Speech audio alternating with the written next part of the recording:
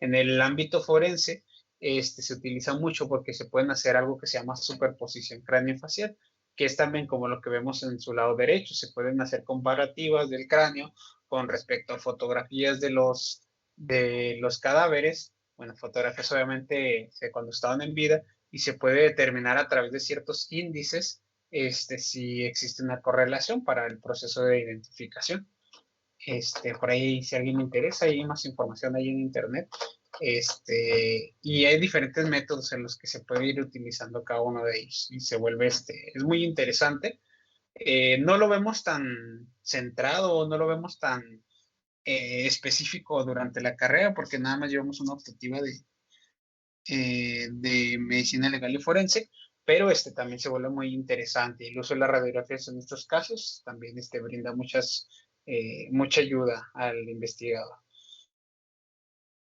¿Cómo es que se va plasmando la radiografía, en este caso la cefalografía?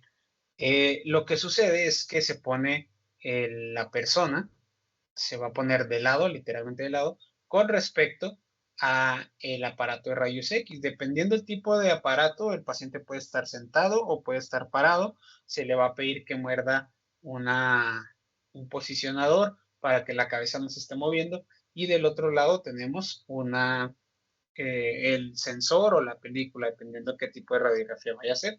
Rayos X, bueno, va a disparar. No es dinámico como el caso de la panorámica que les digo que se mueve alrededor del paciente.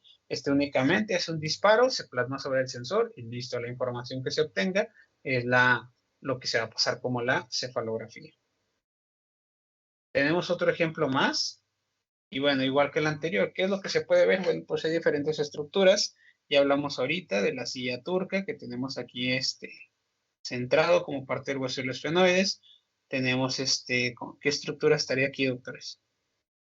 Disculpen. El conducto auditivo.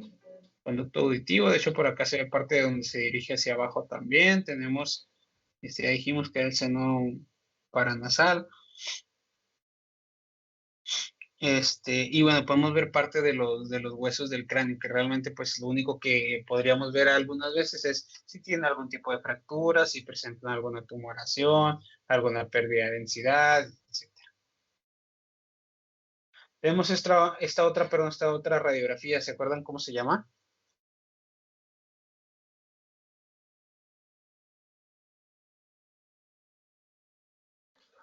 No, que eso no. ¿La vieron? No.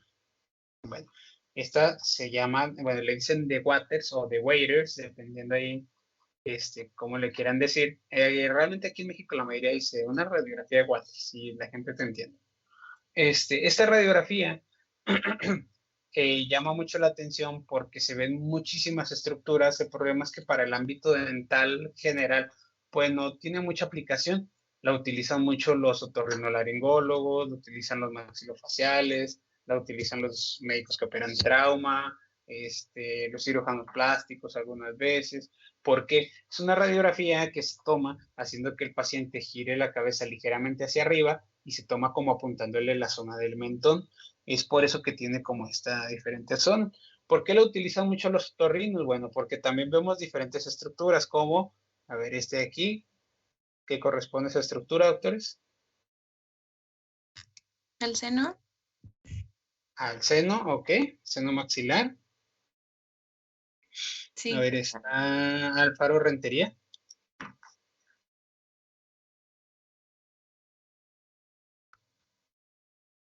Sí. A ver, doctora, el seno maxilar ya te ayudaron. ¿Esta otra zona qué corresponde? Es la órbita del ojo. La órbita del ojo, muy bien. Y luego esta otra estructura. El ojo del medio, el tercer ojo. ¿Qué sería, doctora? Ay, esa no sé qué es. Si es ¿Seno paranasal? Seno paranasal, ¿cuál, doctor? El de arriba. El de arriba, no es de arriba. ¿Cómo se llama? ¿Seno Entonces, Frontal. el seno frontal. Acuérdense que en el frontal también tenemos una zona de seno frontal. ¿Cómo, perdón, Doc? Tenía el mute o alguien me muteó, ya no me escuchó el frontal. Yo creo, ya no quisieron que hablaras. Ya sé, ya mejor me Este, callo. no, tú sigue, no pasa nada. A ver, doctora, ¿qué otra estructura tenemos aquí, la que estoy encerrando?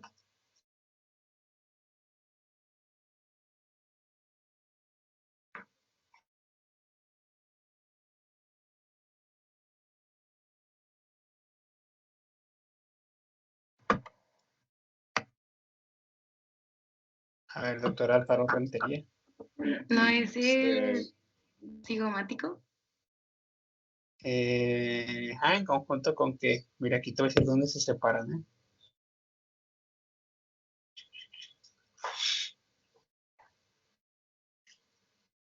A ver, esta porción de atrás, ¿cómo se llama? ¿Es el ala mayor del esfenoides? El ala mayor del esfenoide. No andas un poquito lejos, doctora. Velo bien, velo bien. La apófisis cigomática del hueso temporal, ¿no? En la apófisis cigomática del hueso temporal, muy bien. Y la parte de enfrente,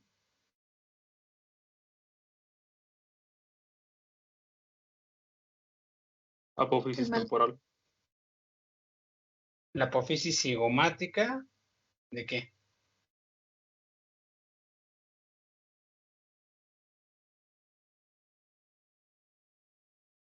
A ver, vamos a ver, doctora, que te estaba preguntando, es que se me olvidan los apellidos.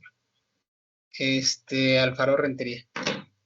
¿Cómo se llama esa otra? Ya te ayudó el doctor ahorita, con la apófisis cigomática del temporal. La otra parte, ¿cómo se llama?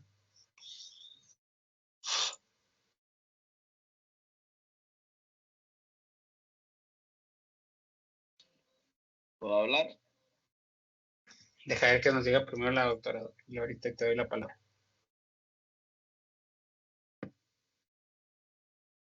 No sé. Bueno, a ver, doc, dime tú. ¿Es el ala mayor del esfenoides? No, también es un poquito lejos. Ok. El doctor ya les dijo ahorita la mitad, ¿eh? Ah, y el hermano de la doctora Alfaro Rentería.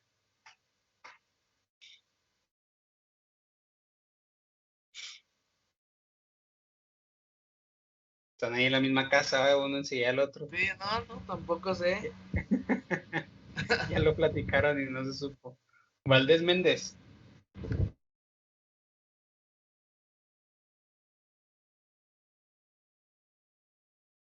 Me voy a marcar uno en rojo. A ver. Esta es una parte. Les marco otro color. Doc, Sí. ¿es el ala menor del esfenoides? El ala menor. No se aferren a los esfenoides. Los esfenoides. Ahí está dividido en dos partes. La parte amarilla, ya dijo ahorita un doctor, es la apófisis cigomática del temporal. ¿Quién dijo ahorita? A ver, doctor, ¿quién fue el que dijo? Yo, doc. ¿Quién es yo? A ver, es que Doctor Tran. no me sale muy bien. Ok. A ver, doctor, tú mismo, ¿cuál es la otra parte, la que está en rojo? Apófisis temporal del ¿La hueso eminencia cigomático. articular, Doc? Apófisis, ¿qué cosa? Temporal del hueso cigomático. Temporal, no, pues que la temporal es Lo que la... se ve más próximo, pero en sí viene Ajá. siendo el malar, ¿no? Cigomático parte malar. del malar, muy bien, y el malar tiene la apófisis que se llama. Viene siendo la apófisis temporal del hueso cigomático y no tiene la apófisis ascendente frontal y apófisis Ajá. maxilar, ¿no? Ok, mira, la parte amarilla, bien lo dijo el doctor, es la apófisis cigomática del temporal. Este de aquí forma parte del hueso cigomático, ¿ok? O también, perdón, o el hueso malar, perdón.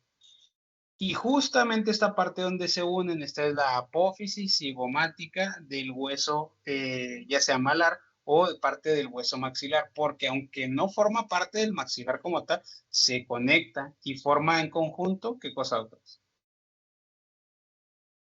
El arco cigomático. El arco cigomático, muy bien. No es el esfenoides, porque el esfenoides ciertamente sí llega hasta esta zona, están correcto, pero está mucho más adentro. De hecho, prácticamente no logramos identificarlo en esta radiografía. ¿Por qué? Porque tenemos huesos antes, huesos que son como más externos, entonces lo están tapando. Recuerden que las radiografías, vamos a ver lo primero que se tapa con la radiación. ¿Ok? Entonces, ¿cómo? Aquí tenemos, perdón, ¿alguien iba a decir algo? Sí, que cómo era el nombre. Tenemos la apófisis cigomática del temporal, que en conjunto con la apófisis cigomática del malar forman el arco cigomático. ¿Sí? Gracias. ¿Ok? Y también va a haber algunos libros, por ejemplo, en el libro del doctor Quirós, en las versiones anteriores, como la de los años 2000 o 90, que lo maneja como apófisis cigomática del maxilar. Les digo, aunque no es directamente el maxilar, como la porción de hueso sale de esa zona, por eso se le llamaba de esa manera todavía. Entonces también no les extraña encontrárselo con ese nombre en la literatura.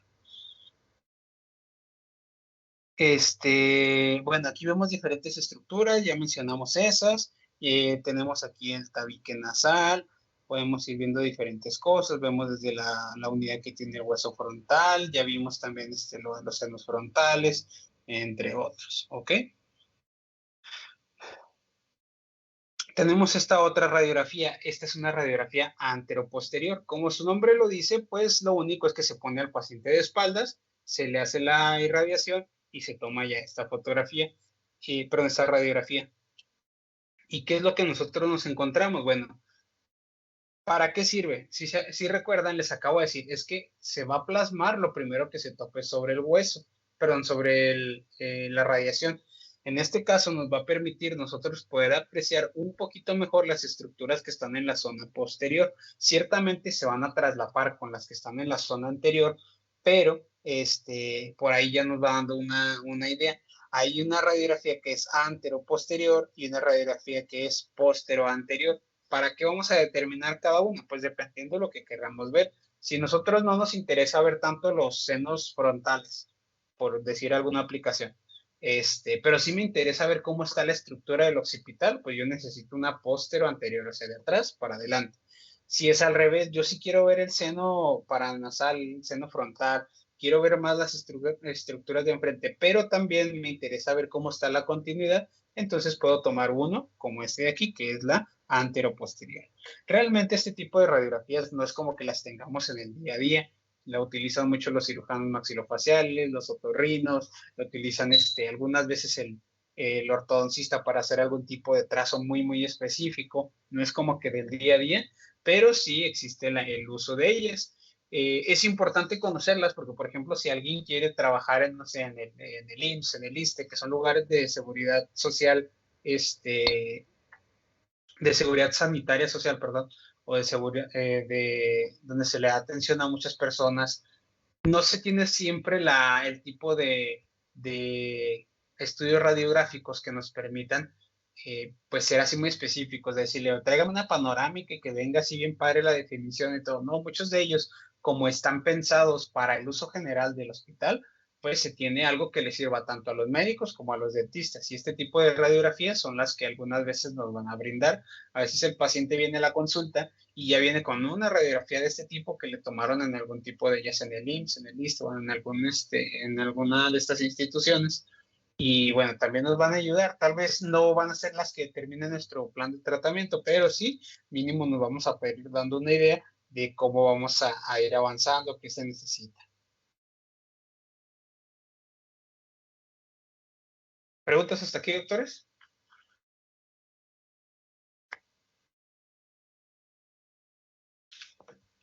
No, doc.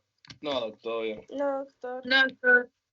Bueno, además de radiografías, también tenemos algún otro tipo de estudios especiales, como es el caso de la tomografía. La tomografía, luego vamos a ver un poquito de ello. Hay diferentes tipos. Tenemos la tomografía médica, esa que cuando a los que les gusta ver Grey's Anatomy o The Good Doctor, ese tipo de series, siempre tienen tomografías. A todo el mundo le toman tomografías, aunque vaya por un resfriado, ¿no? O se quebró un brazo y le tomó una tomografía de la cabeza. Pero bueno, siempre ponen eso. Vemos este tipo de imágenes que son muy famosas en televisión. La tomografía, para que se den una idea, si alguien no las ha visto mucho, La tomografía hay de diferentes tipos y se le llama imágenes multicorte. ¿Por qué? Porque lo que hace es como tomar muchísimas radiografías, dependiendo cuántas le pidamos, para nosotros poderlo ver. ¿Y qué es lo que hace? Imagínense que ustedes tienen una manzana en su mano. Si ustedes tienen la manzana en su mano, la pueden ver, pero si la tienen de frente, únicamente ven pues lo que está más cercano a ustedes. Eso sería como una radiografía. Si ustedes, por el contrario, giran la manzana, la pueden ver en 3 dimensiones, pueden ver todo lo que está por todos lados. En la tomografía eso nos permite girarlo, pero lo más importante es que nosotros, si tenemos la manzana de frente a nosotros, no podemos ver qué hay en el interior. ¿Qué necesitamos hacer? Pues partirla. Justamente eso hace la tomografía. Toma a diferentes niveles de radiación y va haciendo cortes. Imagínense que a la cabeza del paciente es como si la fuera haciendo como rebanaditas y las va cortando y tú puedes ver lo que está en el interior sin que se te atraviese lo que está primero. O sea, por ejemplo, imagínense que tenemos esta imagen y yo digo, bueno, yo no quiero ver lo que está aquí en la orilla porque se me va a atravesar esta parte de hueso. Lo que yo quiero ver es nada más esta zona que está en el centro. ¿Qué hago? Pues hago un corte. Aquí le estoy trazando mi línea amarilla. Hago un corte y ahora sí, ya puedo ver todo lo que está y obtendría una imagen más o menos como la que tenemos acá de este otro lado. ¿Por qué? Porque ya se hizo un corte y yo nada más voy observando las zonas que yo quiero. Esa es la ventaja de la tomografía. La tomografía, les digo, está la de grado médico, que funciona de esta forma que les digo, y también hay otra que se llama CBCT, que también ya habíamos mencionado un poquito en la introducción del curso, la cual es una tomografía que se hace en forma de cono y que además de eso nos puede dar la posibilidad de hacer una reconstrucción volumétrica. Pues como definición de tomografía tenemos que es una tecnología para diagnóstico con imágenes, utiliza un equipo de rayos X, pero en este caso es especial, y crea imágenes transversales del cuerpo. Nosotros podemos ir formando diferentes cortes, podemos avanzar, podemos retroceder y podemos irlos observando todos ellos a diferentes distancias. ¿Para qué sirve? Imagínense que nosotros tenemos un paciente, bueno, lo voy a hablar en forma general, pero hay casos donde hay alguna tumoración, ¿no? En esta zona. ¿Qué pasa? Que si yo tomo una radiografía, pues nada más voy a ver lo que se encuentra de un lado, de este lado o de este otro lado. ¿Y qué es lo que yo necesito hacer? Pues yo quiero ver lo que está en el centro. Bueno, pues hago un corte justo donde empieza y lo puedo identificar.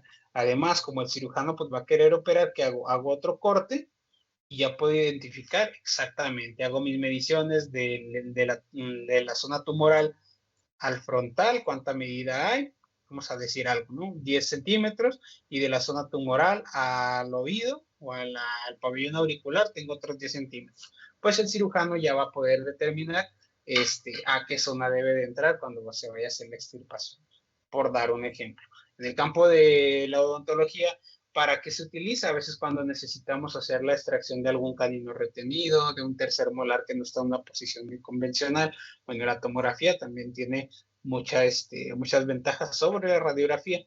Y de hecho, la tomografía, hago yo mucho hincapié y les decía que vamos a hablar sobre eso, vamos a dar como una especie de un taller corto de cómo utilizar la tomografía, porque es lo que viene utilizándose últimamente. O sea, ya la mayoría de los consultorios en el futuro ya no van a tener radiografías. A ustedes no les tocó mucho, pero a mí me tocó en el cambio. Yo cuando estaba como en segundo semestre de la carrera, yo iba por ahí, me iba de colado con los que llevaban clínicas para ver qué aprendía. Y me tocaba que me decían, oye, pues revélame una radiografía, pues para ayudarles, ¿no? Y ahí estoy yo revelando una radiografía en la cajita y todo, ¿no? Yo así aprendí a tomar las radiografías, pero a mí me tocó el cambio cuando yo ya estaba como en el quinto, sexto semestre, que fue más o menos como en el año 2013, 2014. Me tocó el cambio cuando se compran los radiovisógrafos, o sea, los aparatos o sensores para la toma de radiografías digitales. Y hubo ese cambio tan relevante. Hoy en día, la mayoría de los consultorios, bueno, no sé si la mayoría, pero muchos de los consultorios ya no revelan radiografías, ya la mayoría tienen radiovisógrafos, ya todas sus radiografías son digitales y brindan mucho más seguridad a la hora de hacer los diferentes tratamientos. Bueno, de esa misma manera, en Estados Unidos y en Europa, la mayoría de los consultorios ya tienen su propio gabinete de tomografía, o sea, todos los pacientes se atienden con tomografía. ¿Por qué? Porque se puede ser mucho más específico en la información que se está obteniendo. Entonces, por eso les digo, vamos a hablar así muy brevemente, pero sí van a terminar este curso mínimo viendo lo básico de cómo se utiliza un software para tomografía, qué podemos encontrar, cómo dirigirnos. Ya después a ustedes les tocará ir practicando o checar algún otro tipo de software que se les acomode un poquito mejor a sus necesidades. ¿Cómo funciona lo de la tomografía? Bueno, hay diferentes tipos. Hay unas que son lineales, perdón, hay unas que son lineales. Lo único que hacen es que la tomografía pues tiene una zona de sensor, como la que estamos viendo aquí en la pantalla. Perdón, creo que aquí moví esto. Ahí está. Me le cambio el color porque como que no lo veo muy bien. Bueno, tenemos una zona de sensor y luego también tenemos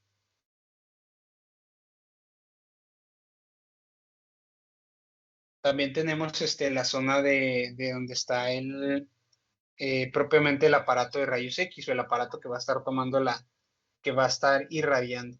Y lo único que hace pues es mandar unas de rayos X que se plasma sobre el sensor y esto llega a una computadora y ya se obtiene la imagen de todo lo que se atravesó en el interior. ¿Ok? Funciona exactamente igual que una radiografía.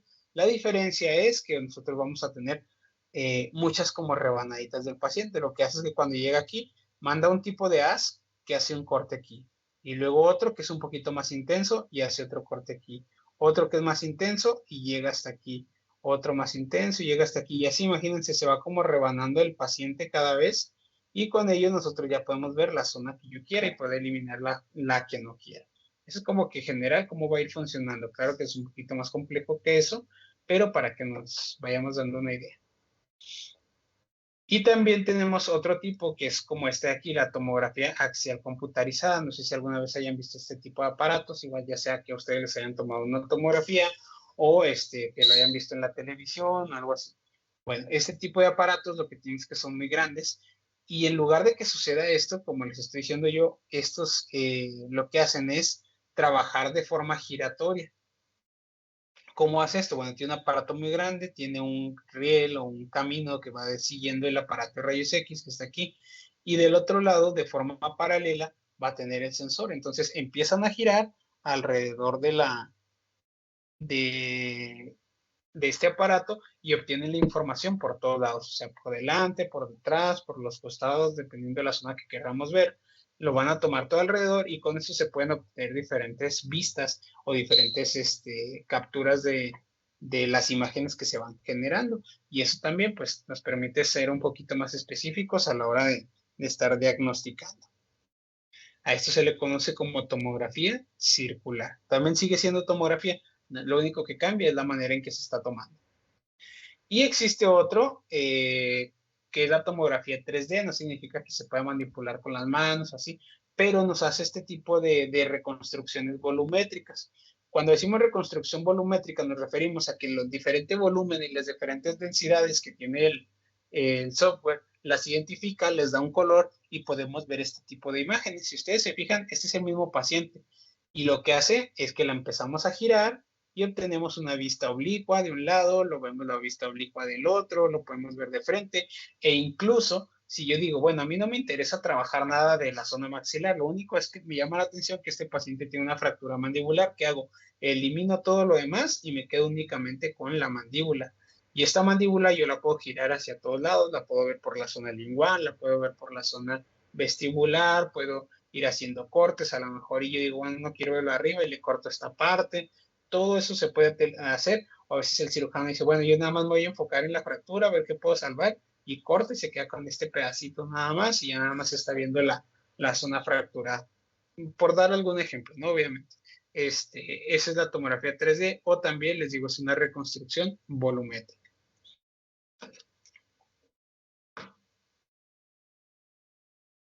Y otro tipo de estudio extraoral que existe y que va muy de la mano con la tomografía es este de aquí que se llama esterolitografía, que es también uno de los mejores. Se suele utilizar mucho, el único problema es que suele ser bastante caro, se utiliza mucho por parte de los prótesistas maxilofaciales, se puede llegar a utilizar por parte de los cirujanos maxilofaciales también.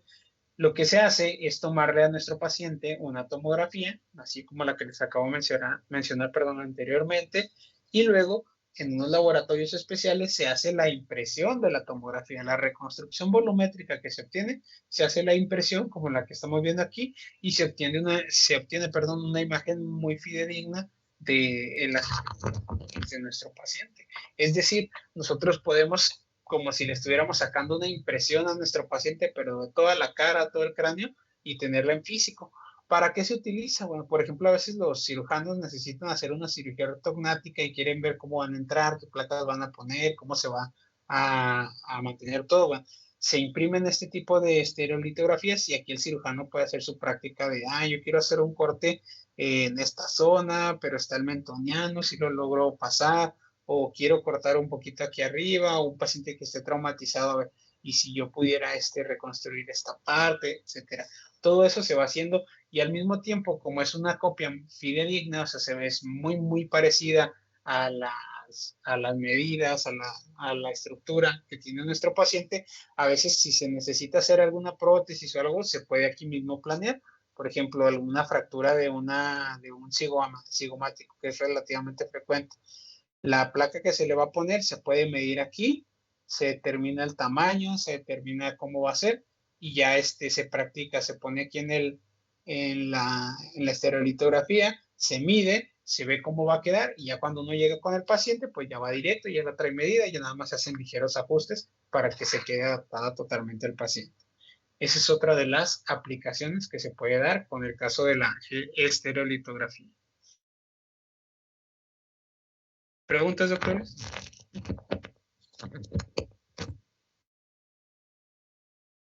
¿Todo bien, Doc? No, Muy bien. No, doctor, por mi parte no. La esterilitografía Sí. entonces sería muy, muy costosa, ¿no, doctor? Solía ser muy costosa. Bueno, costoso hay que definir costoso, ¿no? Porque ahorita actualmente hay lugares donde la pueden hacer, así como la que acabamos de ver, a lo mejor unos 2,500 pesos. O sea, sí es, obviamente 2,500 pesos no es barato, pero para el tipo de trabajo que se va a hacer y todo, yo creo que no suele ser muy caro. Digo, porque poner una prótesis de ese tipo es bastante caro, las cirugías son caras, etcétera. El tiempo de cirugía en quirófano es caro, entonces dentro de lo que cabe no es tan caro. Ok, gracias, doctor. Y bueno, otro tipo de estudio extraoral que tenemos es este de aquí, que es una resonancia magnética. La resonancia también se utiliza sobre todo cuando sí queremos ver tejidos blandos. Recordemos que la radiografía y la tomografía no se ven tejidos blandos. Por ahí alcanzamos a ver un poquito dónde están localizados. Podemos ver un poquito de contraste, pero no los apreciamos del todo. Cosa que en la resonancia magnética sí se puede, como estamos viendo aquí, prácticamente toda la zona muscular se está percibiendo en el paciente y vamos viendo diferentes estructuras también. Entonces, también tiene aplicaciones, un estudio extraoral. Con nosotros como ontólogo no es tan frecuente que lo veamos, pero sí puede llegar el caso, así que mínimo hay que saber cómo las diferencias o lo que es más básico. Y bueno, otro estudio extraoral que tenemos es la ecografía, que muchos lo conocen como ultrasonido, es esa formación de imágenes a través del sonido como un radar, algo así como funcionan los radares de los barcos o de los aviones, o la manera en que funciona la ubicación que tienen algunos animales, como el caso de los murciélagos. Este caso lo único que hace es enviar ondas a través de un medio líquido, y donde va chocando va dando una información y se va formando una imagen que se utiliza mucho, por ejemplo, en el proceso del embarazo para poder ver cómo está el producto o el bebé. Y en el ámbito odontológico se utiliza sobre todo cuando tenemos que buscar zonas, alguna estructura que esté dentro de un tejido blando, o algunas veces se llega a utilizar en la zona de articulación temporomandibular para apreciar cómo se encuentra el disco articular.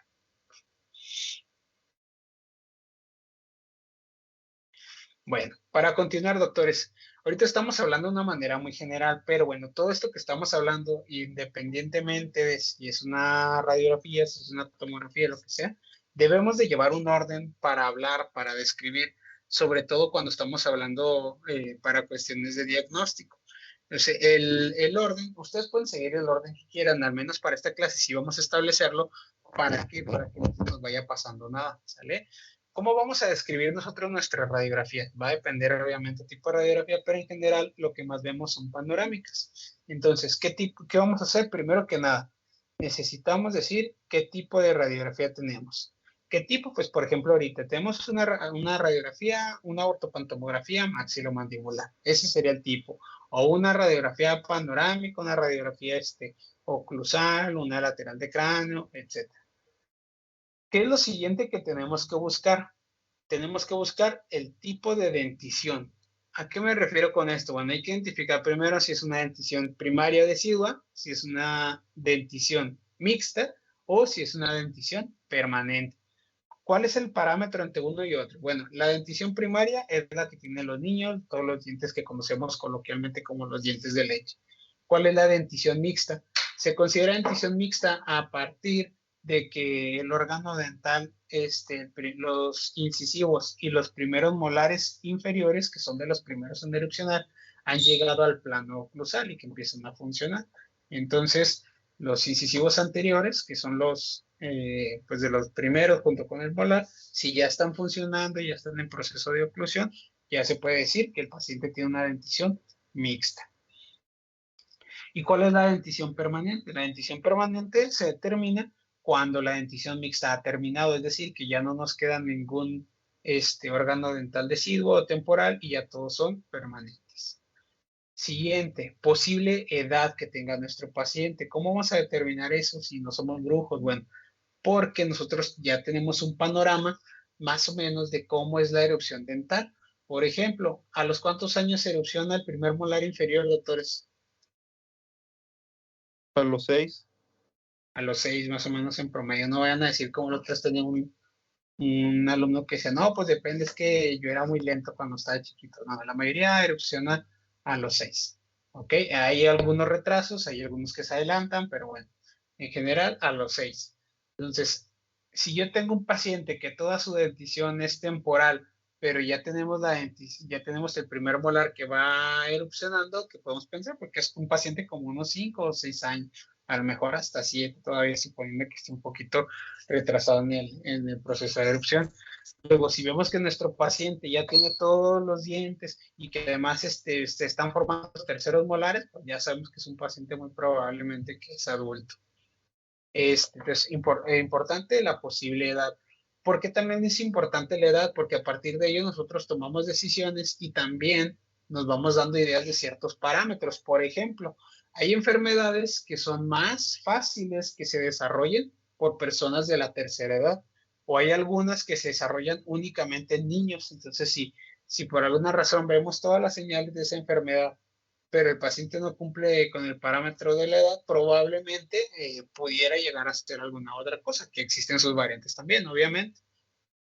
Lo siguiente que vamos a revisar es el hallazgo. ¿A qué nos referimos con hallazgo? Algo que nos encontremos, algo que nos llama la atención, pero aquí es bien importante decir, bueno, encontré, por decir un ejemplo, encontré un tumor, pero todavía no me voy a poner a describirlo, no me voy a poner a buscar qué es, ni hacer mis diagnósticos, pero solamente voy a decir, es un tumor y listo, hasta ahí lo dejamos. ¿Por qué?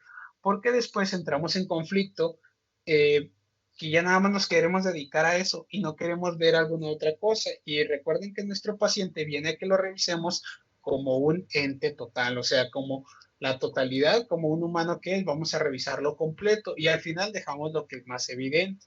Entonces, cuando nosotros hacemos la descripción, ya tenemos todo esto que yo les dije. Lo siguiente es revisar la zona de la columna. ¿Se acuerdan que siempre les pongo y les dije, a ver, esta zona qué es? Y ahí venía la columna, alguien me lo dijo, bueno, hay que revisar esa zona, que se encuentre normal. Más adelante vamos a ver qué es normal y qué es anormal. Siguiente, hay que buscar el hueso yoides, saber dónde se encuentra y qué características tiene. Siguiente, la zona nasal. La zona nasal también debemos identificar, luego vamos a hablar de unos problemas que se pueden presentar en esa zona. La rama ascendente de la mandíbula.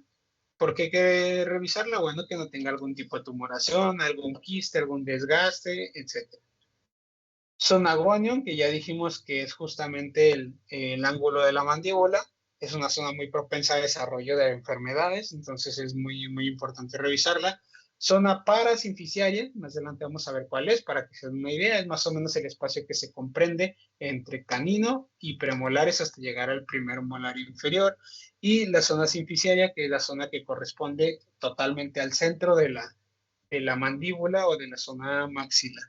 Y por último, ya cuando hayamos revisado todo lo que ya dijimos, que ya estemos seguros de todo, ya revisamos todo muy bien, lo que sigue es revisar los dientes. ¿Por qué? Porque en ese sí somos muy pro, siempre vemos caries, siempre vemos que necesita todo, ese no hay tanto problema. Una vez que ya revisemos los dientes, ahora sí nos vamos al hallazgo original, que si yo había visto un tumor, pero me puse a revisar lo demás, bueno, ahora hay que ver el tumor, hay que empezar a identificarlo, y ahora sí ya a trabajar sobre lo que vayamos planteando nosotros mismos. ¿Preguntas hasta aquí, doctores, sobre la descripción de las radiografías? La zona de Dime. gonion dijo que era la rama de la mandíbula o qué parte era. El ángulo de la mandíbula. Ángulo de la mandíbula, gracias. De nada. ¿Alguien más? Doctor, ¿qué parte dijo que era de la zona parasinficiaria? Zona parasinficiaria es en zona mandibular, de la zona que va de canino a primer molar.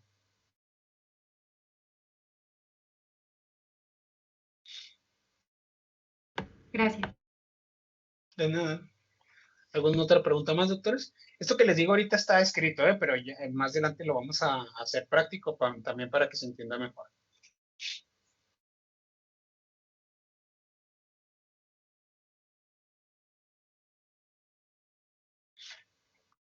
Bueno.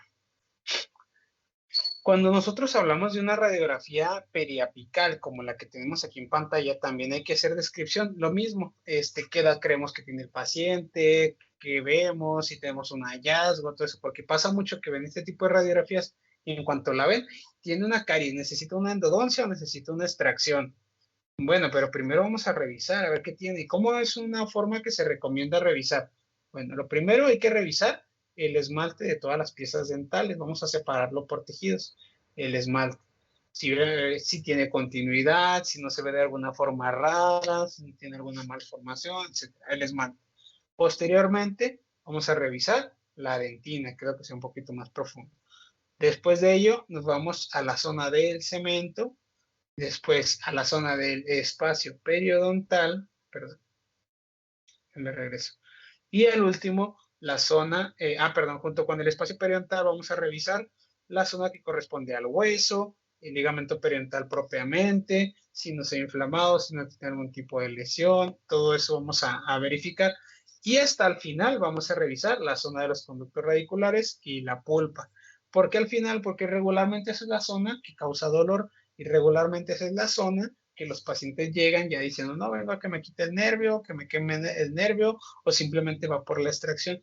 Muchas de las veces, si nosotros nos vamos directamente a ver esta caries enorme que tiene el paciente, a lo mejor nos olvidamos de revisar lo demás y ya no vimos que hay un diente que no ha terminado el proceso de formación de formación radicular, que es un paciente que probablemente tiene una necrosis, etc. Entonces, por eso es importante irnos de forma sistemática. Al principio toma mucho tiempo, al principio nos llevamos media hora en describir una radiografía, ya después ya es mucho más fácil, 2-3 minutos ya terminaste. Es importante ir siguiendo ese orden. Les digo, ese es el orden recomendado, al menos para la cuestión de radiología. Claro que ustedes pueden variar este orden y todo, pero para la clase va a ser de esa manera. ¿Preguntas, doctores?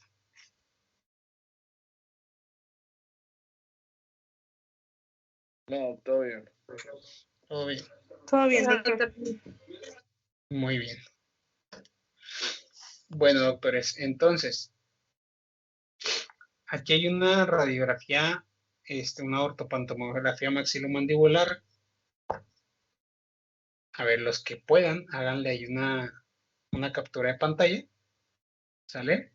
O descarguen como se les haga más fácil, porque la siguiente clase lo que vamos a hacer es iniciar con la descripción de esta radiografía, ¿sale? La idea es que con ese proceso que yo ya les di, el orden que llevamos para describir, ustedes la describan, pero completita, todo lo que debemos de saber de esta radiografía. Entonces, les digo, tómenle una captura, háganle un screenshot para que tengan ahí oportunidad de verla y antes de dormir le dan una revisada y ya sepan qué es lo que le van a encontrar, ¿sale? Para que no los agarre así como desprevenidos. Entonces,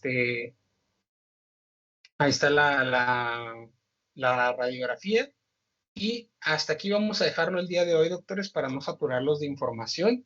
En la siguiente clase, que es mañana, sí, mañana, continuamos. Vamos a empezar con la descripción de esta radiografía. ¿Ok? ¿Preguntas, dudas?